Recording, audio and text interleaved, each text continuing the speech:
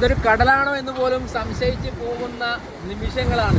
തുംഗഭദ്ര ഡാമിൻ്റെ ആ ഒരു വാട്ടർ പ്രഷറും അണക്കെട്ടൊക്കെ ഇങ്ങനെ വിസ്മയത്തോടെ നോക്കി നിൽക്കുകയാണ്. 1949 ഇതിൻ്റെ കൺസ്ട്രക്ഷൻ സ്റ്റാർട്ട് ചെയ്തത്. ഇംഗ്ലീഷുകാരുള്ളപ്പോൾ തന്നെ ഇവിടെ ഒരു ഡാമിനെ കുറിച്ച് ചിന്തിച്ചിട്ടുണ്ടായിരുന്നു. 1949 ഇതിൻ്റെ കൺസ്ട്രക്ഷൻ സ്റ്റാർട്ട് ചെയ്തു. 1953 ഈ ഡാം ഓപ്പൺ ആയിട്ടുള്ളത്. അതുപോലെ തന്നെ കോസ്റ്റ് എന്ന് പറയുന്നത് $10,66,342 അന്ന് കാലത്ത് ഇതിൻ്റെ കോസ്റ്റ് ഉണ്ടായിട്ടുള്ളത്. ഈ ഒരു എന്താ പറയുക, വിജയനഗര അല്ലെങ്കിൽ ഹോസ്പേട്ട്, ഹംപി ഏരിയയിലൊക്കെ ജലസേചനത്തിന് വേണ്ടിയും അതുപോലെ തന്നെ വൈദ്യുതോൽപാദനത്തിന് വേണ്ടിയൊക്കെ ഉപയോഗിക്കുന്നത് ഈ ഒരു തുംഗഭദ്ര നദിയിലെ ജലമാണ്.